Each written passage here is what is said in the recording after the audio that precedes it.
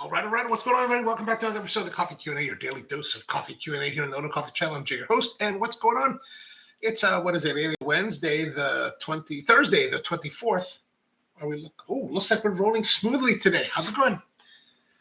No choppiness today. So today is the day that I'm heading off to Houston, Texas, to go attend the annual Specialty Coffee Association Expo that happens every year. I've gone to every one that they've held since I started the business in 2003.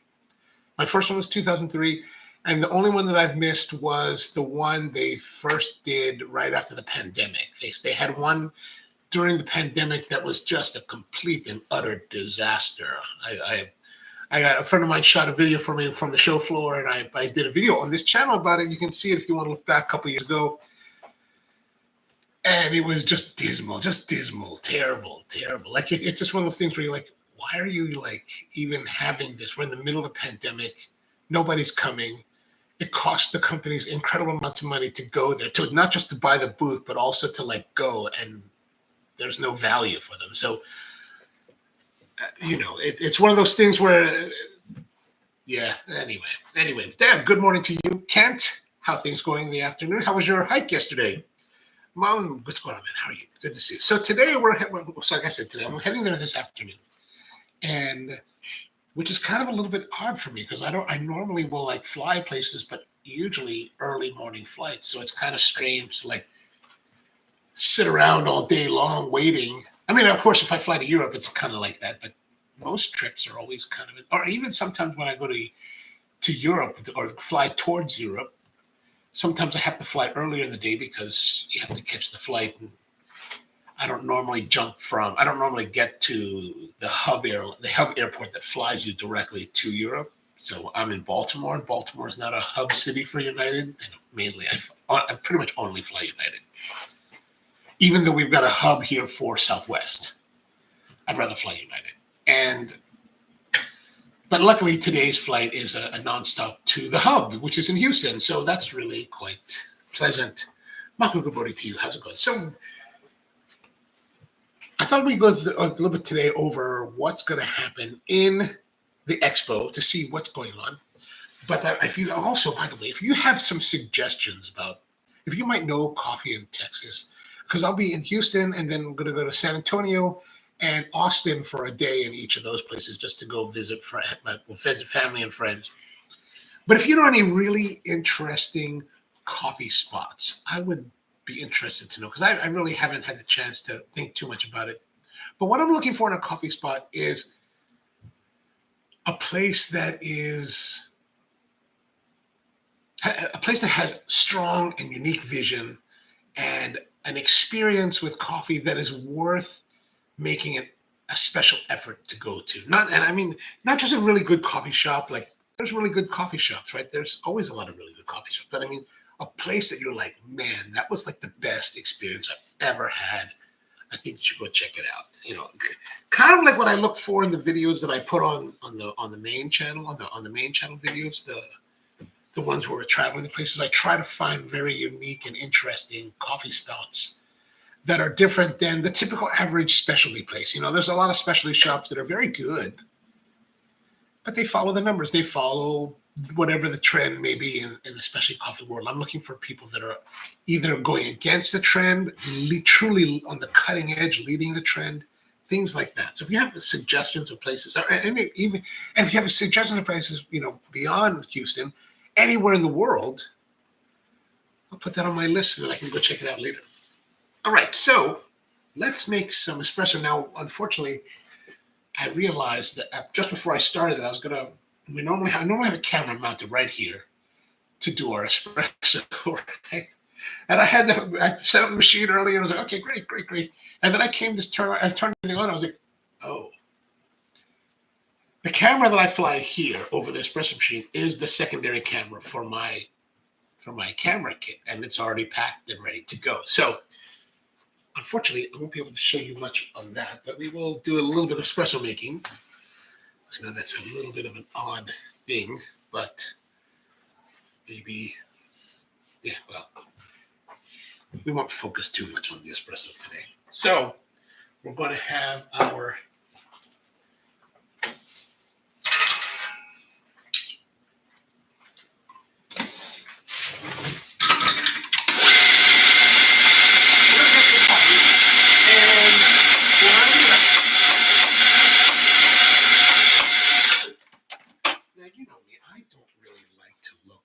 I don't like to weigh too much, but here is our espresso. A little bit mounded. So actually, this is I think this might be a better view than when we talk about it normally on the other camera. But as you can see here, every time you dose the coffee into your portafilter, it's going to be a little bit different. Yeah, the power plant says, what's the frame rate? Yeah, thank gosh. Peter, how are you? Good to see you. So the way it falls is always going to be a little bit different. So when we talk about distribution, I always go with the flow, right? Basically, the way that I actually distribute the coffee will change depending on the situation. Now, you talk. A lot of people will use those spinners and just drop them in and turn them. I think that's I can't imagine it doesn't do a decent enough job, but I think that it's also not. It's more of a brute force, working rather than something more finesse, something a little bit more tailored to the situation. So I'm always looking to see where are the deficiencies, where are the valleys in the mound, right? So in this particular case, it rounds up this way and then kind of like has some slight indentations there, right? These two. And as you can see, there's a little bit of what we call bouldering. I know a lot of people spend a lot of time worried about the boulders and all of this kind of thing, but I never worry too much about it because it's all getting compacted, right? It's not like it's gonna say if I hit on them, they compress. So it's not, I don't really find it to be that big of an issue. So what I like to do is, now when I say that I tailor to order, but to measure, I also use a very particular way of doing this, right? So my finger is actually slightly curved as I'm running over it, right? So it's actually slightly curved. It's not really flat. And it's definitely not, you don't want it to be concave because you don't want to push down on it, right? You don't want to press that. You just want to just kind of move it around and let it fill in the gaps naturally. So what I'm going to do, I'm going to come from the opposite end and push forward. And I'm also going to sweep around. Because if I push forward all the way, then I'm going to lose coffee, and I don't want to lose the coffee. So I'm going to come back this way, maybe come back this way, then come back here, there. Then I'm going to come back and put it to the center. I always like to put it in the center.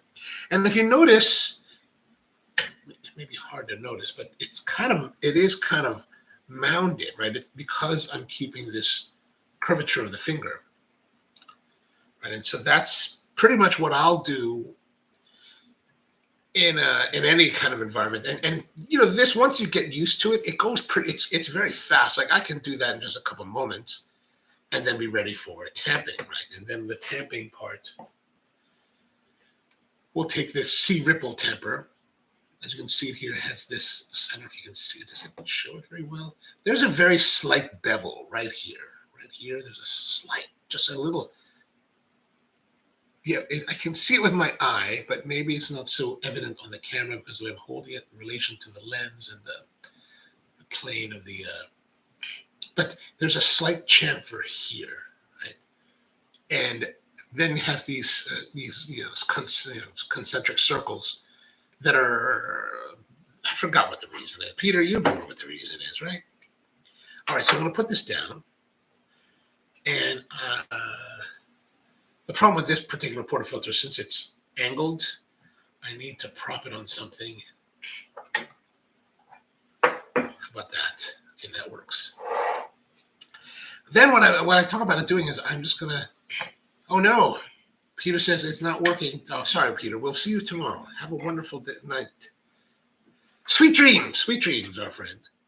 Now we're just gonna put this down here. I just let it just sit and compress on it. And like I've talked about before, I like to use both opposing fingers on both sides of the opposing fingers on opposing side of the portafilter. And I'm touching both the rim as well as the top edge of the piston of the tamper.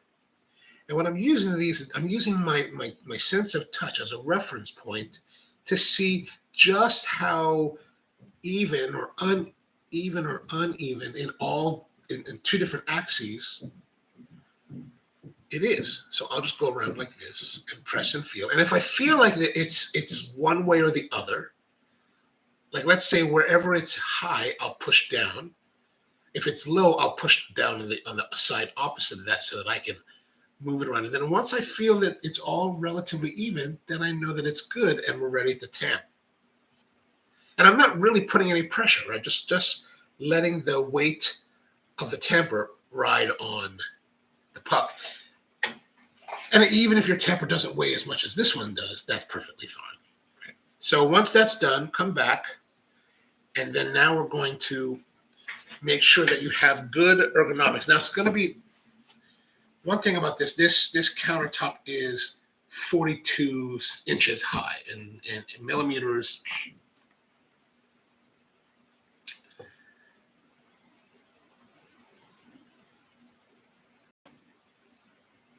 I mean, let's see, 100, 150, 920, 1,000, 1,170 millimeters high. So higher than, but so my ergonomics is going to be a little bit strange because I'm really going to have to bend over. But what I like to do is I want to make sure that my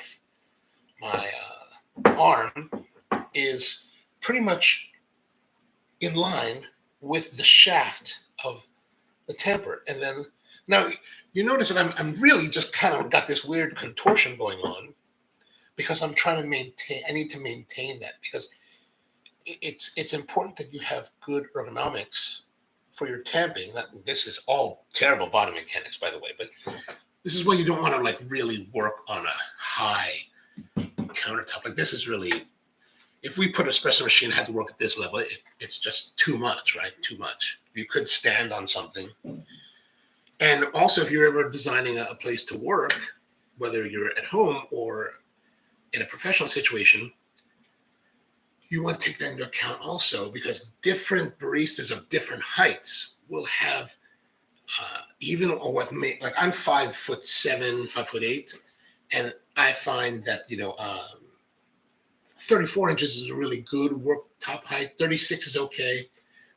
A little bit lower than that, 24 maybe a little bit too low. But you kind of have to play and figure out what would be a good compromise to get a work height. And then I just press down. I don't have to, I'm not really, like you see some baristas when they're starting and they're really kind of mashing down on you. It's like you don't need to mash down on it, just 20 pounds of pressure. That's it. And then after I'm finished, I always like end with a quarter turn twist, right? And what the quarter turn does, when I twist it like that, it just kind of adds a polish to the finish, right? So the polish is, so it's a little bit polished when I finish. And then as you can see, there's always going to be some debris. So I just kind of, what I typically do is I just use my palm and just kind of go across it, wipe off the wings separately, and then wipe that off. And typically over a containment device, not typically on the counter, because I'm a lazy guy at the end of the day, and I don't want, if I wipe it off here, then I've got to wipe it off again. So if I can do it straight into the rubbish bin or some kind of containment, it just saves me a step. And I prefer to save as many steps as possible so I don't have to work as hard, right? PowerPlan says, mentioned yesterday. Oh yeah, I have. I did not forget your Viet Cajun recommendation or your thoughts because I was looking at. I was looking online yesterday afternoon. I was like, Viet Cajun. I've had crawfish boiled before, right? I don't know if I like. I mean, they're fine. They're perfectly fine. But I don't know. You got all this crawfish, and you got all this stuff, and it's like those crab boil they put in a. Isn't that they put in a bag? Is this why they put it in a bag? Is that similar? Because I've had that bag stuff, and I'm from Maryland, right? In Maryland, we have this thing. We have this kind of spice blend, generically known as Old Bay. It's also a brand, but it's kind of Old Bay, right? It's got all this kind of like flavor and a little bit of spice to it. Not hot spice, but just like spicy. It makes it all kind of interesting. So when I go to other places and I have seafood that is doused in whatever they're doing, especially when it looks kind of like these paprika and looks all red, you get all excited, but it's just kind of like a little bit benign. So I'm thinking, I don't know. I'm thinking like, are these crawfish joints, these Viet Cajun crawfish joints, are they done in that bag thing where they put all the food in it? It's like, do I like that? I don't know if I like that. I mean, I like it, but it's not. Do I want to go out and get dirty for that? I don't know. Let me know what's good at a Viet Cajun. I am curious. And so I'm gonna put the pork filter in and brew it. And my apologies, I don't have the camera set up for this function today. But it's coming out all right.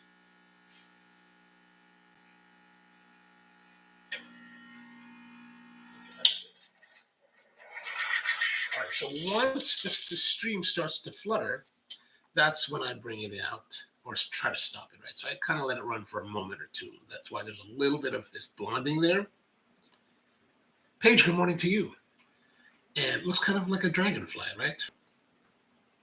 All right, now we've got our coffee. Fairly nice looking crema. Let's see. A little bit bright and astringent on the first taste. So let's see how it happens as it cools.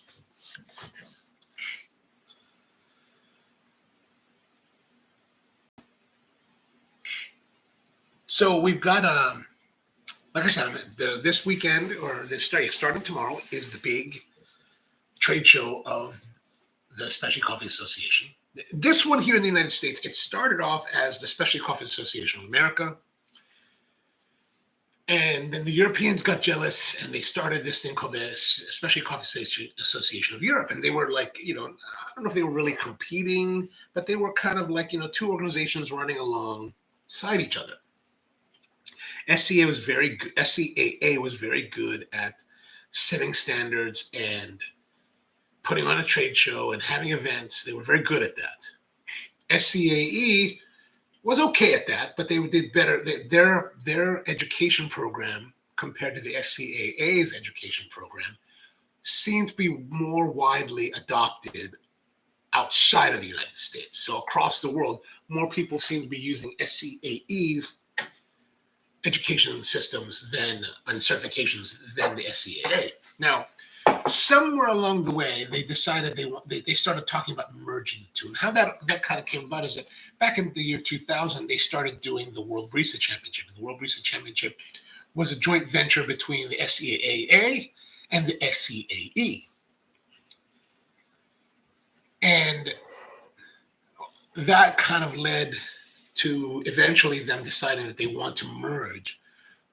And my understanding is that because SCAE's financials weren't as good, were not very strong compared to the SCAA, and the SCAA wanted to get the better education program from the SCAE. But my thought, I'm an SCAA guy. Like I've been around the SCAA my entire career, and I'm a little bit of a pirate in this respect. In that my thought is, well, if the SCAE is a little bit having a struggle financially, why not wait till they collapse and then robber baron them and pirate the whole thing?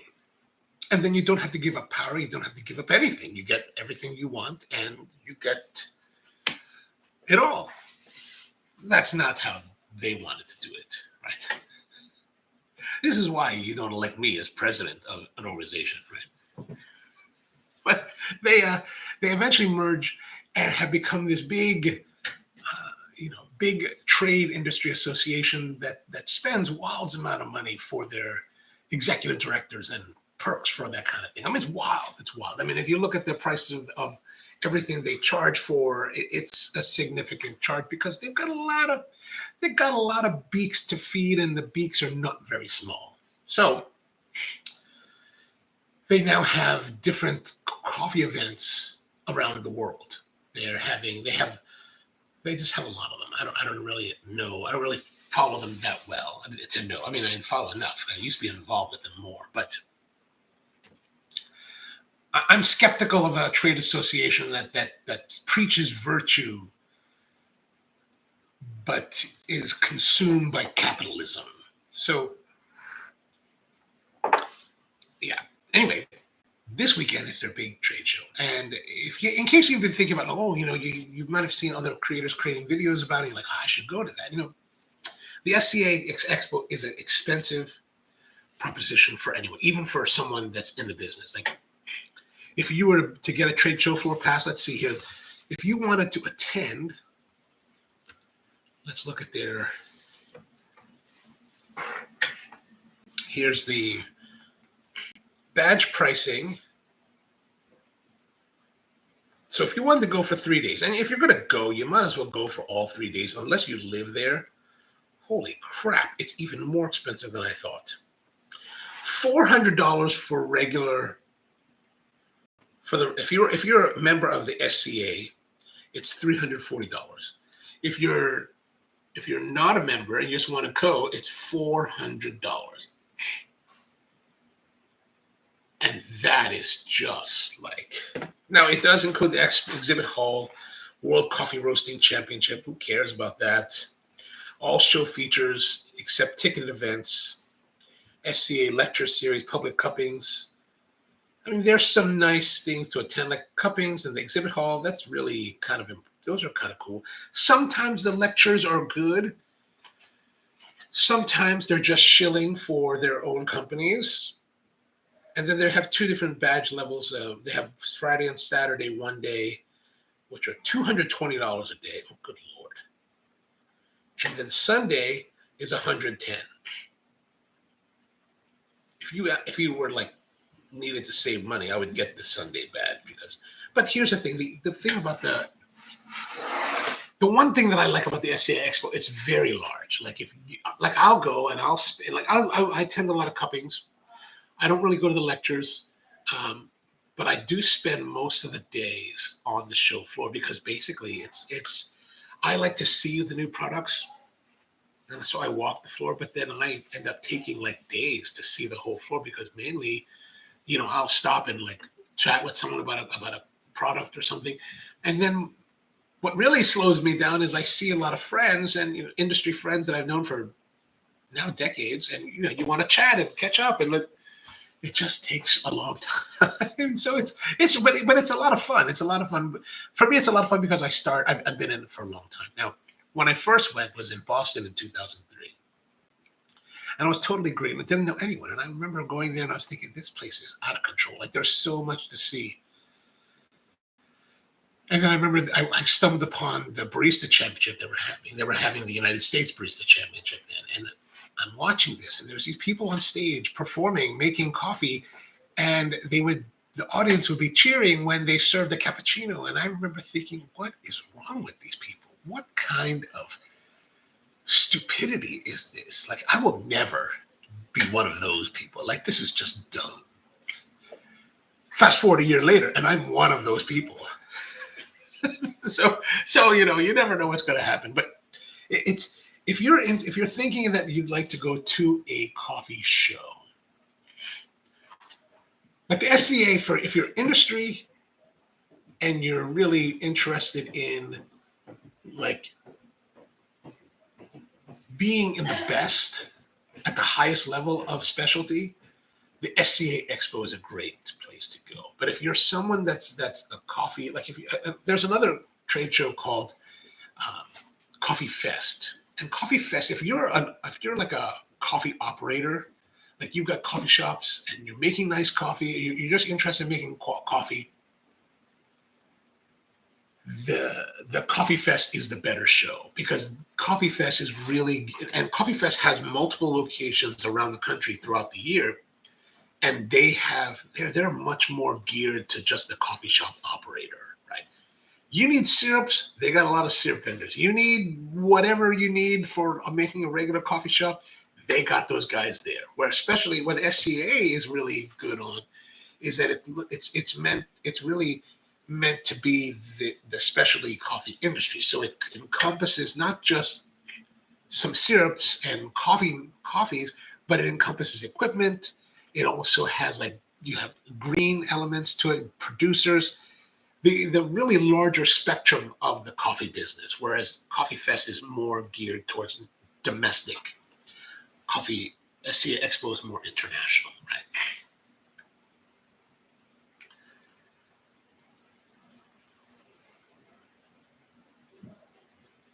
No time for shilling. You must live stream for the show. Well, I'll try to live stream from the show floor at some point during the weekend. I don't know when, because like I said on the other day, tomorrow, the I don't know what. See, here's my one of my issues is that tomorrow, like I haven't planned, I haven't prepared for this. I got my passes. I only reserved my car last night, so it's really and I didn't buy my ticket until Sunday. So and then I think I made the hotel reservation on Saturday. So I'm really like I've been reluctant to. I was reluctant to go, but a friend of mine called me and he's like, "Hey man, are you gonna come?" I was like, "All right, fine. I'll definitely come down." So maybe he wants to talk about some. Hopefully, there's some new opportunity. Maybe we'll see. But I haven't really prepared, so I'm kind of like part of what I need to do is like get in the groove and see what are the cuppings. For me, it's a lot of it's about cuppings, right? Like what are who's showing coffees and when and where, so I can be ready to go to these cuppings and try different and new coffees. So we're gonna make some videos, either some live stream. If we do live streaming, it'll probably end up being later in the afternoon and more of an impromptu stream rather than a scheduled one. Because I also have to shoot videos for the channel as well. So, and this time I got a media pass, so so the media pass allows you full access, and I can go. Evidently, they have a media lounge, so I can have a desk and sit down and like chill and hide out if I want to. Which is that's a good idea. I like that. But let's see here. What do we have going on? Exhibitors. So like we talked about here, there's something called the Roasters Village. I think you guys would be very interested in the Roasters Village. Probably more so than a lot of the products. And what the Roasters Village is, they have this area set up where they have roasters. See, you can kind of see this photo here. Each of these is like a setup for a roaster. So they can set up here and serve coffee, sell coffee if they want to. I think most of the time, I don't really go to the Roasters Village. I'll see friends and I'll stop by and say hello, but I don't really go there and spend any time there. Like the only reason I went to Roasters Village last year was because Hoon was like, let's go try some DAC. And I was like, oh, okay. But I don't really spend much time in the Roasters Village. But I know a lot of people that come to the show that are enthusiasts will spend a lot of time there because it's really, if you want to get a wide spread of different coffees from different roasters from all over, and then there's international brands, international coffee shops that are represented here as well. It's a great way to get that exposure. Let's see if we have a listing of who.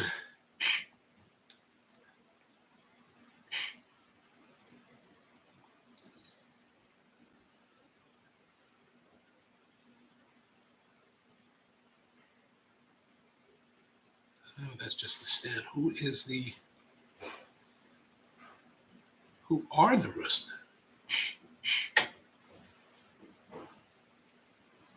Okay, are there no listings for who is?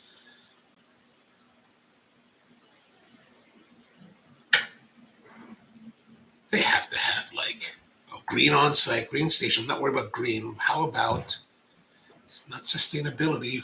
How about who is showing? Here we go. Exhibit. Here we go. Roasters Village.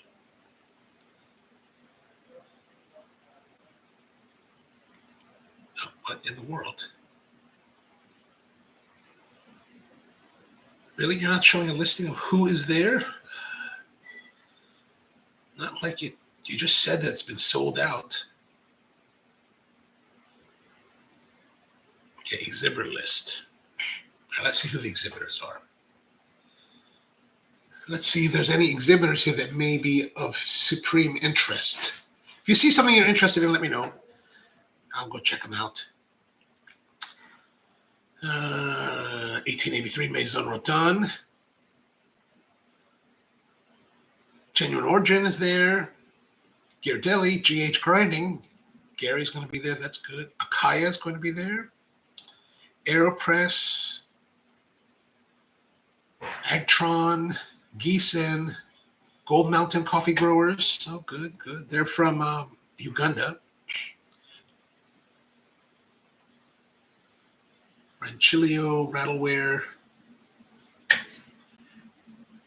Rishi, Ground Control. Air Motion, Aya Matcha, Akira Cookie. Oh, Akira Cookie, they're nice. I like their brewers quite a bit. Akira Cookie, they've got nice stuff.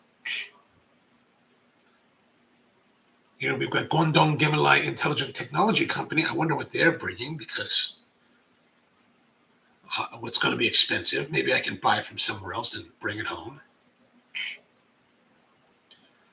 Watermelon Coffees.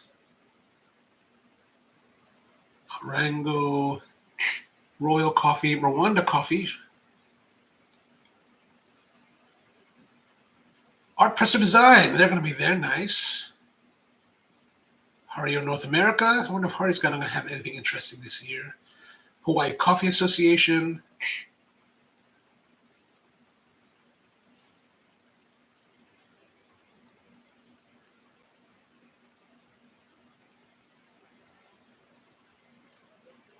So as you can see, there's quite a lot of companies that are going to be there.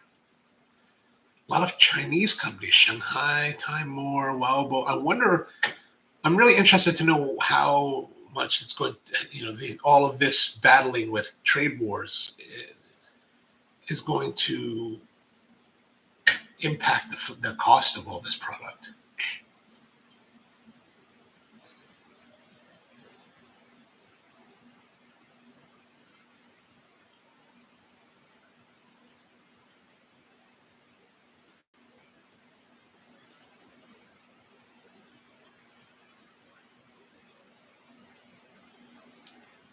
So quite a lot. Coffee. Ken Davids has coffee there. Oh, he's that guy. You guys probably see his he's got that website. What's it called? Coffee Review? Is that right? Coffee Review.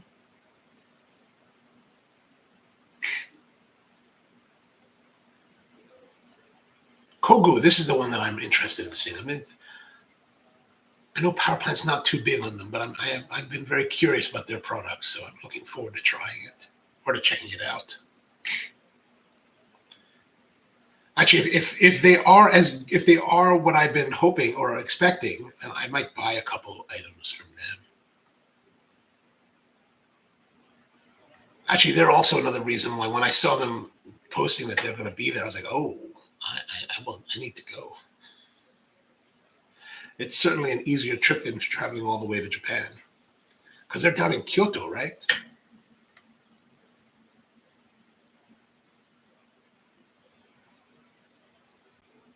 So as you can see, there's quite a lot.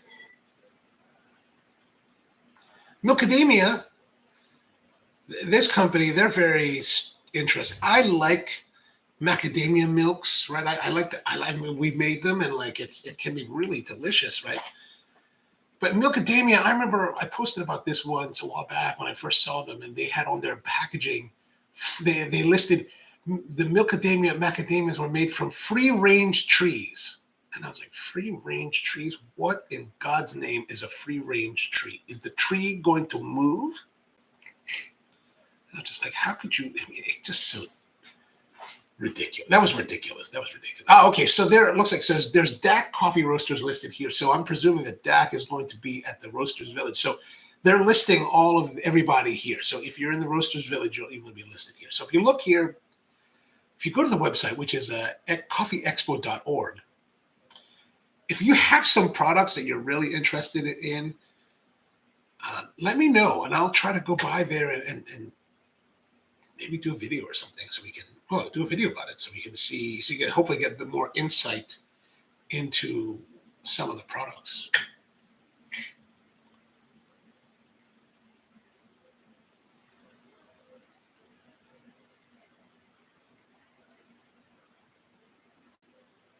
All right, we got a lot here. There's a lot to check out. So yeah, there it is. That's the main gist of all of the people that are showing them. And I do think that if you're going to go, it is a great thing to see. Like, they're going to have some competitions there. What they're going to have the World Roasting Championships, but the problem with the coffee championships, and don't get me wrong, I was involved. I've been involved. I was involved for many years, right? As a competitor, as a judge, as a head judge, as a sanctioning person. But one issue that I don't think we've really that was ever really resolved, and the people there just don't have the wherewithal or the desire to make a change. But it's kind of boring to watch. Like, all of them are just kind of boring.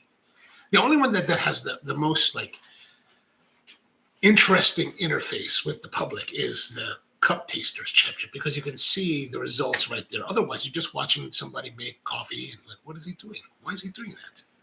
How does it taste? It's interesting, but as someone that's initiated into the world, I can't watch them. I'm just like, oh God, just kill myself, right? If I watch it. The roasting championship, I think, is one of the more, as a spectator, one of the worst, because like, you've got these guys that are roasting coffee, and then they're cupping the coffee. Not really scintillating kind of stuff, right? So I don't know why they're so worried about putting it at the trade show. It doesn't make any sense. You know, you got to spend all this money to build this trade show thing, and it's like. Paige says, my biggest interest is the fellow. Okay, we definitely will go to the fellow espresso machine for sure. So I'm going to definitely hit Kogu fellow to see this ES1 is what they're calling it, right? Is that right? Did I see that correctly? But I'm sure, fellow is the darling of like hipster coffee world, and all the I'm sure all the YouTubers that'll be there. I wouldn't be like, let's say Lance. I'm surprised Lance, but I would bet that Lance already has the machine and has an embargo on his video until the show, and he'll probably drop it during the show. This is my guess. I don't know if there's any. And I'm sure Brian Kwan will go check it out. I'm sure that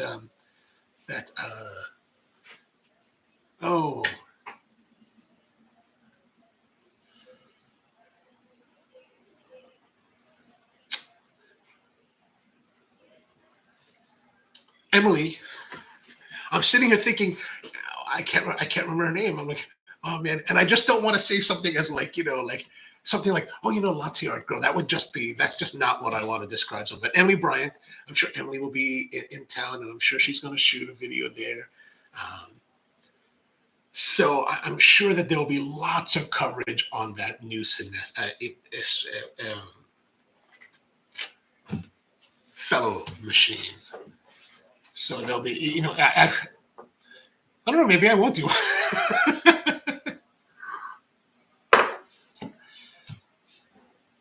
Yeah. Definitely there. Espresso Series 1, so yes. Oh, it is ES1. So, okay, I'm going to look this up. Fellow ES1. Now, like I said, I only saw a picture from Hoon's feed. This is really the first time I'm going to be seeing it. Oh, yeah. So, okay, there's the picture of it, right? Okay. Here's what I'm saying. This is, when I first saw that image on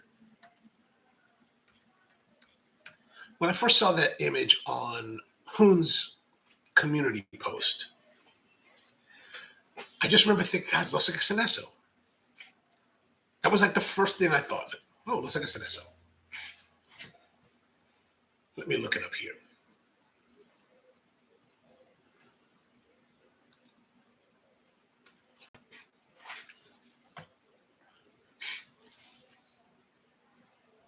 Oh gosh, Why does it take so long just to load up anything on this machine?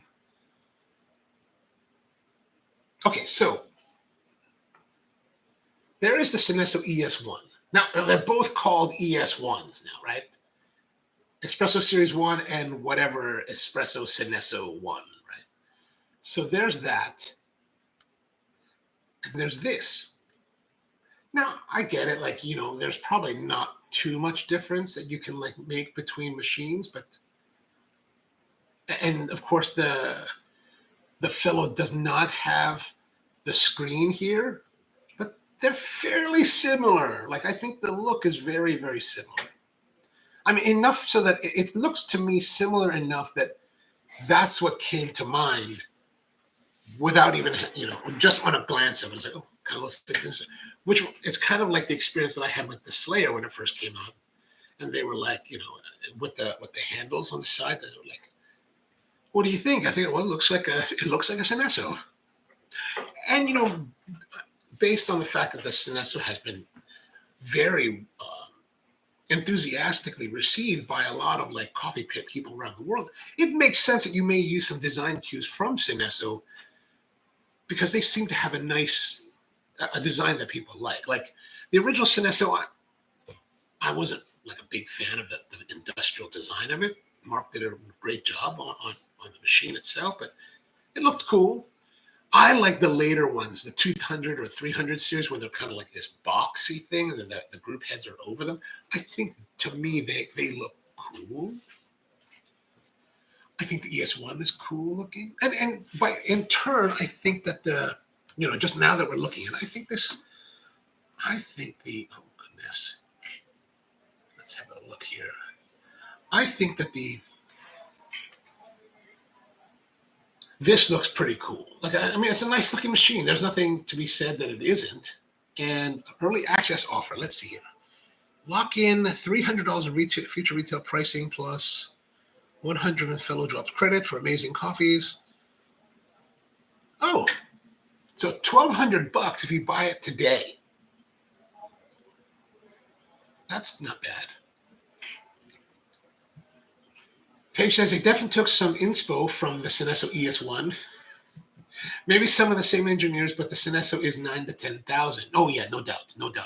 And maybe some of the same. And there's always copying. Like, for example, the Synesso, Mark, the owner of the founder of Synesso, he came from Lombrosoco. Like, he was one of their people, and he left and started Synesso. And if you look at the interior of the original Synesso, there's no design. There's no denying that their design is heavily influenced by Lombrosoco, and especially the saturated group head and everything. But at some point, everything is a copy, right? There's very little true innovation, I think, in design, right? Everything builds upon everything else.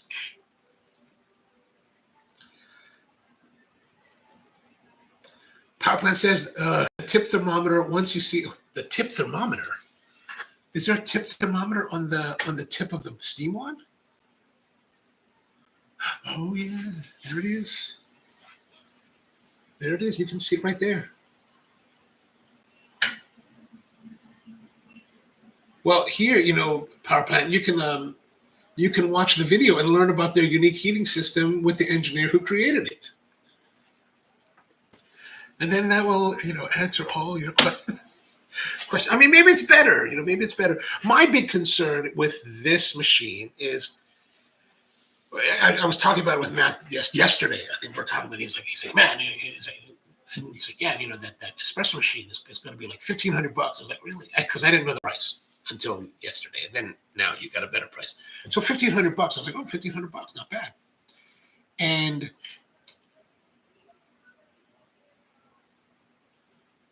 what? But he brought up the point. He's like, but do you want to buy this first machine? And I think some of you guys even mentioned that yesterday about first generation. Like, Fellows seems to have a bit of problems with their first generation products in that reliability can be an issue, like with the old grinder we had. Now, I think that the concern may be mitigated by the fact that fellow has, by all accounts, fellow steps up when something goes wrong. They don't really mess around with trying to figure out, trying to make you jump through hoops. They just send you a new one, or have you send the old one back and they send you a new one. In the case of the Ode, they sent me a new one. In Matt's Aiden, they asked him to send the Aiden back. So in this case, I would imagine they would want it back because it's a pretty big machine. And, but I don't know. I mean, it looks kind of nice. If you look at the website, it looks fairly decent. And, to Paige's point, the ES1 is $10,000. This is only $1,500, which is a good price. Now, I wonder how tariffs may affect the pricing of fellow products moving forward, but that doesn't seem to say anything about it. But and I think definitely looking at this photo here, right? I think there's definitely strong design cues from the ES1 Synesso. Like, that seems undeniable to me. Powerplant says Frank Lloyd Wright said he was never influenced by. I find that difficult to believe. You're going to tell me this guy that designed a cantilever house never saw that somewhere else, and not a cantilever house, but something cantilevered over something else? Come on, man. Come on now. The best designers build upon other designers, right?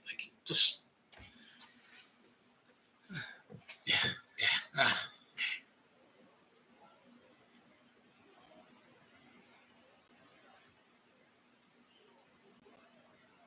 I mean, he would have to be living in a vacuum.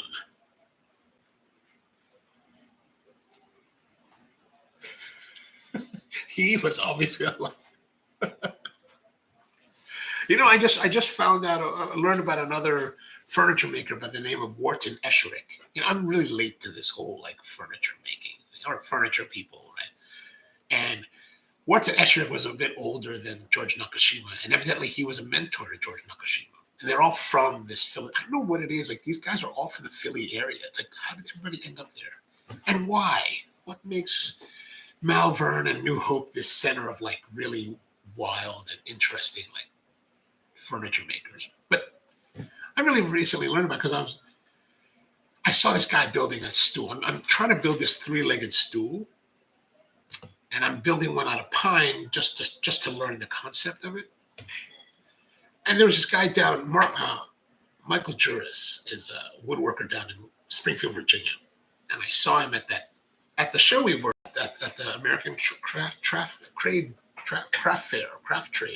Show. And man, his stool, 3-legged stool, I mean, it was so comfortable. And he had an angle to it that just made you sit upright, like proper posture. And I said to him, man, that stool is awesome. He's like, yeah, it's the 10-degree rig. I was like, oh, 10 degrees, that's it. So I was like, man, I need to build something like that. So I've been thinking about it. And then looking at, they do molded seats. And I saw a video recently where the guy's making a molded seat, he's making this thing, and he said in the style of Wharton Esherick. And I was like, who's this Wharton Esherick? So I finally looked it up. And the design that this guy's using is very, very much influenced by Wharton Esherick. But the guy's seat is like this. Esherick's seats are like that. It's super sculpted. You're like, oh man, that just looks nice. So that's kind of what's been. I'm just been thinking about that. I'm like, I need to get a reamer. That's the one thing that I'm thinking about mostly. I need a reamer. Is this device that you put you drill a hole, and then the reamer is this kind of tapered cylinder that has a blade on it, and you use it to make a conical hole, so that when you shove the stool leg into it, it wedges into the hole, and the more you sit on it, the tighter it becomes. That's kind of the idea. That's really what I've been thinking about. I need to go buy somewhere. I'm looking online, where should I buy this from? Like, I'm not thinking about the SCA Expo. I'm like, oh, I need to get a reamer. But any other things that you're interested in? Like I said, I mentioned to you that I'm into this. I'm into checking out this Kogu,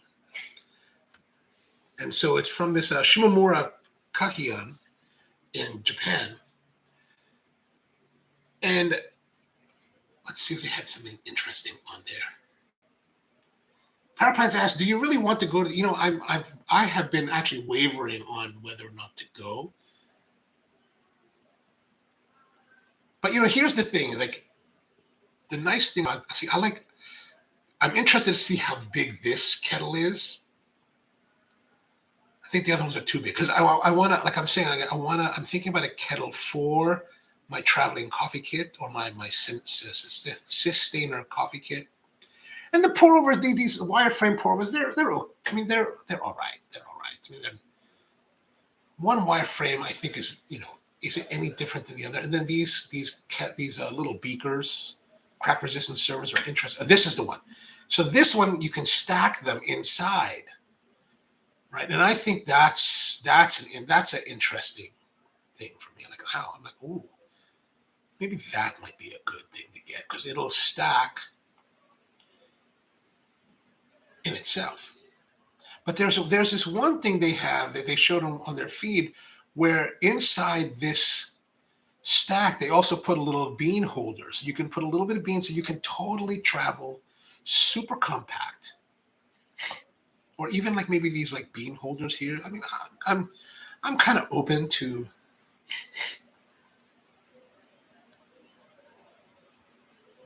see. I'm going to be looking really to see what they might have, what companies might have that would fit or help me to fit what I'm looking for. Now, they don't have the setup that they had in that Instagram. I don't know why they're so reticent to do this yet. Who's with us? Are you there in Houston? No, I'm not. I'm flying to Houston.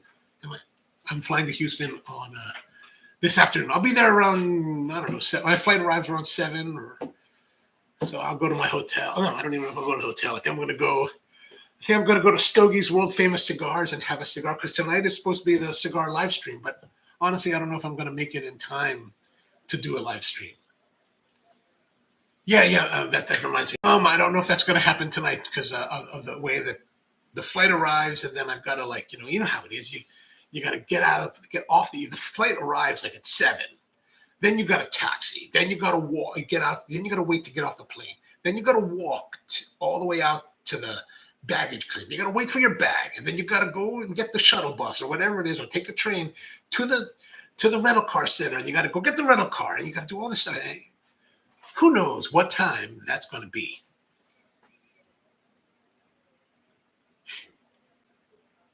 Power Plant says from the outside, it's really been a not really. Like, because I didn't book anything until Saturday. I didn't start booking until Saturday. Like, I have been like less than enthusiastic to go this year. But but I got a lot of friends there, so it's nice to see friends. So I'm looking forward. Plus, also the nice thing is that I'll get the opportunity now to go to San Antonio, which I'm going to go see my cousin because my niece is graduating from high school this year in San Antonio, and I won't be able to go to her graduation. So I thought, let me go and at least go and visit. And then I'm going to go up to Austin because there's barbecue in Austin or around that Austin. I want to check out this place called Goldie's. Like, I've already done the tours of the greats, the known greats. Like, I went to Franklin many years ago before they exploded. They were already popular when I went in Austin, but before they exploded. We got there at 11, and we were only like maybe 50 people in. And I hear now, recent times, like if you got to go there in the morning, like 4 or 5 in the morning and wait. I'm not. Franklin was good, but I'm not waiting in line for 5 hours just to have his barbecue. It was good, but it's not like it wasn't transcendental. I'm like, oh my God, I gotta have more. Right? I'm not wasting any time for that. But I've done the whole tour. One year I went to Luling. I did a whole cascading tour. Went to Luling Market. And then I went up to Lockhart and had I went to Luling, Chisholm Trail, Blacks, Smitty's, and Kreutz all in one go. I just went to each one successively. Basically, what I did is I just wanted to educate myself in Texas Hill Countryside style barbecue, and I just went to all of them. And my order was simple. And the nice thing about Texas barbecues, they sell everything by the pound, right? So you just buy what you want. So I told them, let me have one rib, one sausage, and one slice of brisket. And I sat down, I ate a little bit of each, wrapped it all up, put it in my cooler, and drove to the next one. And I came home with like I ate barbecue for the rest of the week because it was like so much. Like it sounds like very little, and it sounds like you can eat, but man, can you imagine if you ate like 5 sausages in like within a couple hours? Like that's way too much. But I thought that they were all excellent. Like these were the best places. The thing for me is that, now it's a question of, I think for me that day, Kreutz had the best brisket. Like I was like, this is awesome. This is hands down above the rest. But I think it's one of those things where it's like, these are the best. Like depending on whatever happens in the universe, maybe if I did the whole thing again tomorrow, the next day, Smitty's would have been the best one. So I don't think you're going wrong with any of those. But I have heard about Goldie's. So I want to go check out Goldie's. Plus, I also heard that the Woodcraft store in Austin is supposed to be totally off the hook. So I'm like, well, I'm going to go there and check that out. And then one of my friends lives out there. So, we'll probably get together for some cigars and have a nice time. Yeah, Terry Black's. That was good. I haven't been to Texas, but I'd mostly only be interested in the bar. And, I've had barbecue in other parts of Texas, like in Houston. There's been a couple of we went to Houston. Good, solid stuff. But I really wanted to do like the classics. I've had Style Switch more recent times. I was there a few years ago in Austin, went to Style Switch. Actually, I didn't go to Style Switch itself. I went to the Style Switch at the Austin airport. They have one there. And so there's more to eat. There's so much to eat in Texas, like Viet Cajun. I would like to go to some kind of like Texas honky tonk, like where they wear Western duds, and maybe buy some jeans. I'm thinking about buying some jeans. I got my Western shirt that's ready to go. I got this one that's all like embroidered and stuff. It fits really well now. I'm like, ooh, it fits pretty good. Actually, it's slightly big. Paige says Interstellar Barbecue is a Michelin star barbecue in Texas. Interstellar. Where is Interstellar?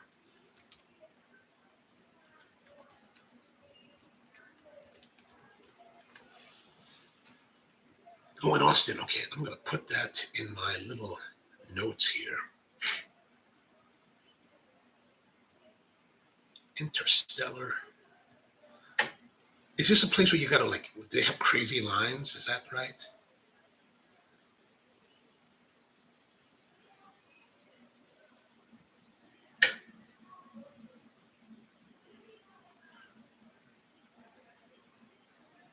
This is what I'm putting in my Google Maps here for Interstellar Barbecue. Okay, they can't really see it, can you? It says here, want to go. Paige says Michelin star. There it is. Oh, and I should put a note here for Goldie's. Goldie's.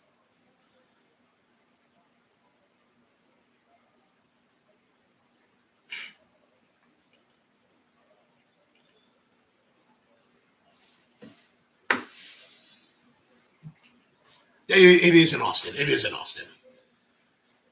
Power Plant says Michelin are sadly not great arbiters for good food. That is not fine dining. Yeah, I would not be surprised if that's true. I would not be surprised. And Dev totally agrees. Dev knows where I like to eat in Honolulu, man. When I'm in Honolulu, my first stop, or at least one of my try to be very first stops, is Helena's. Helena's on North School Street. Oh, so good. Paige says the Jolly Guys from the UK just featured them in an episode on their YouTube. Oh, nice. Keone says, aloha from Hilo. Aloha to you, Keone. How is Hilo? That's where I would actually, like Power Plant is saying, oh, you don't want to go to Houston. I would actually rather be in Hilo at the moment. Like, I called up Miguel and I was like, Miguel, you coming to SEA? He's like, no. It's like, I'm going there. It's like, I never want to go there. I was like, oh, okay. Plus, it's Mary Monarch. I was like, gosh. Miguel lives in Hilo. So I was like, oh, man. I like to, at the Mary Monarch, they have this craft fair.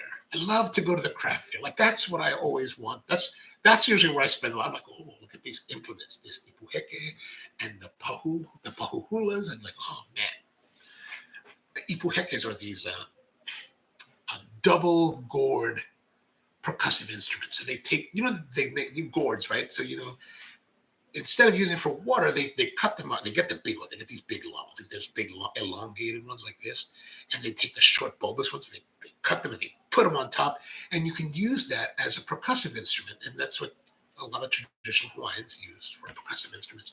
And then the pahuhula is typically a drum fashioned out of coconut trees. Right? You take the coconut, cut it, let it dry, hollow it out.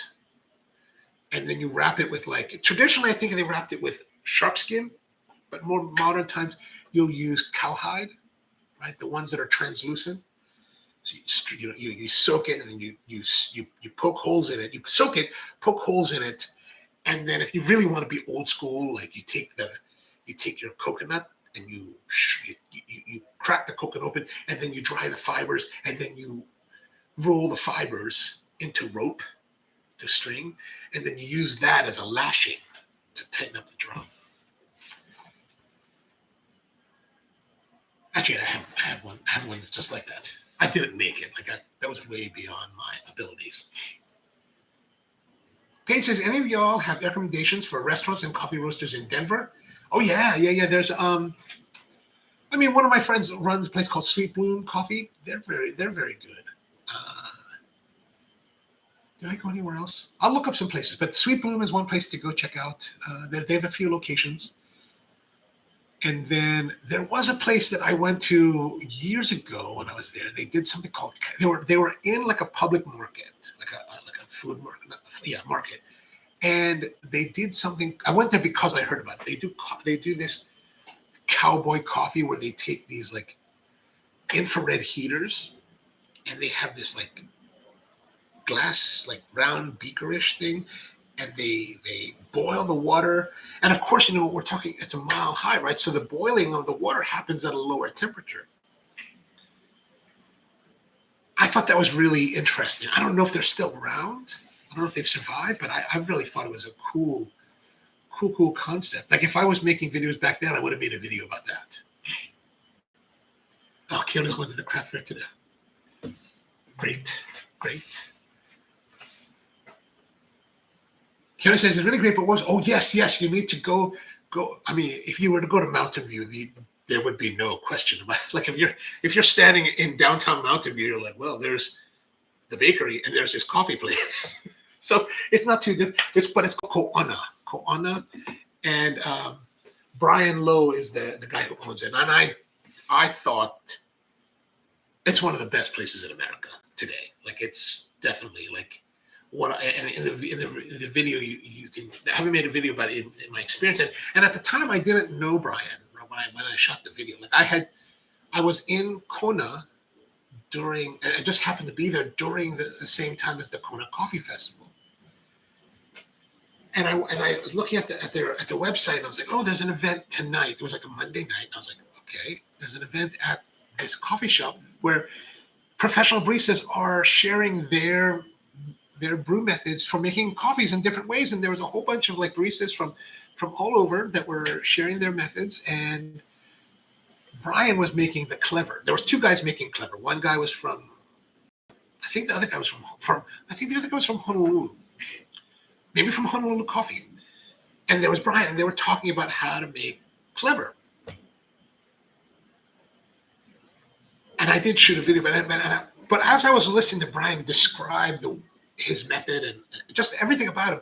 There was something that struck me as interesting about this guy, and I was like, this guy's got an interesting take on coffee that I think is unique and different. And it was in whatever it was enough to pique my interest. And I looked it up and like Koana. Because if you know the Big Island, right? The Big Island is this island that's big. And basically, if you just think of it as a big circle, right? You fly into Hilo, or I guess in your perspective, you fly into Hilo on the east side of the island. And then you drive south. I was driving south because I was staying with my friend down in Naalehu. And then I was coming through Kona, and then I was going to go back to Hilo. And that was going to be the end of my trip, right? But on the way down, you pass, on the way from Hilo to Naalehu, you pass through a town called Mountain View. And Mountain View is where his shop was. So I was going this way, and I was like, oh, I don't really want to go back. And I was like, but I was so interested in what this guy was about that I wanted to check out his place. So I went. I may have called Miguel, and Miguel might have said something about him too, but I decided to drive up to Mountain View one day. And I was like, and I thought it was well worth the effort. Like, it's definitely one of the few places in America that I think are worth an effort to visit. So if you have the time, Keone, you should definitely go check it out. And I'm presuming that he's open. And the interesting thing was that when I went there, is that there was like maybe 7 people in line waiting when I got there. And like you're like, oh man, oh God, hurry up. But what I really, and of course I'm there for a different reason. So I'm not just there to drink and go. I'm there because I wanted to see the experience there. But what I noticed that, while it was just Brian there working, and he took a bit of time with each person. Like, he took the time. Like, there's a 7-person line. There's no,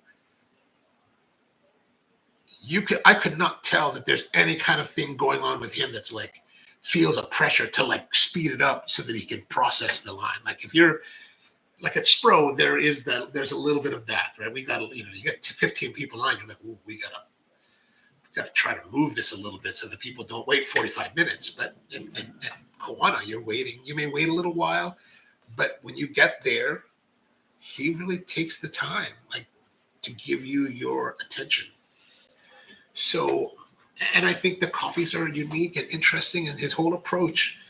And it's not like a Michelin star kind of place that's like super opulent or super high-tech design or anything like that. It's just really kind of like Hawaiian country. Like, it's just single wall construction and just kind of planks, and you're like if you know Hawaii construction, it's pretty much the plantation home style building. So you're like, all right, right on.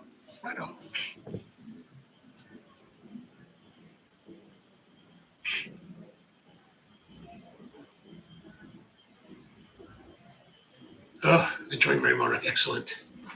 Anton says those expo vlogs are always very fun. Oh, good. I'm glad you enjoyed them. I'm going to shoot more. Sweet bloom. Perfect. Dev says, wishing I could see Henry Capuno's last Mary Monarch. Is Henry Capuno, is this like his last performance? And Karen says, I'm staying at the Kilauea military camp with Mark Kelly Ho'omalu's hala. Oh, nice. Oh, gosh. That's kind of far, isn't it? I guess, it's tough because, everything's full. Like, that's the one thing I never understood about Hawaii or Hilo, is that there's like 2 big hotels and they've never really built anything else. It's like, don't you guys need more hotels here? Like, there's not many places to stay in Hilo. Like, we used to stay at this one, like, kind of like a motel with our halau. It was nice enough. Like, we took over the entire motel, but it was nice enough.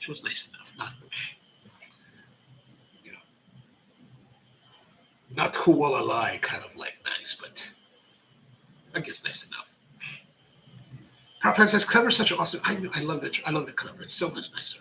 Easiest pie and great coffee. Agreed. That's why I think that you don't really need to have so much high-tech approaches to have nice quality coffee. I think it can be very, very, very, very simplified. All right. time to run. It's now 11, so I got to get ready. Supposed to head to the airport around 1 o'clock or so. So got to finish up I got to finish my packing. But all right, so tomorrow we'll be here again to end the week in Houston, probably from the convention center, because I think I need to get my registration done. I got to get all this stuff done. So thank you very much for tuning in. Good to see all of you. We'll try to do some kind of live stream from the show floor if we can. They referred to the old Hilo Hotel, and it has new owners called the SCB. Oh, okay. I'm going to look that up. Thank you, Dan. I appreciate that. The only poor brewer that page has is the Clever. Oh, that's a great one to have. Hopefully,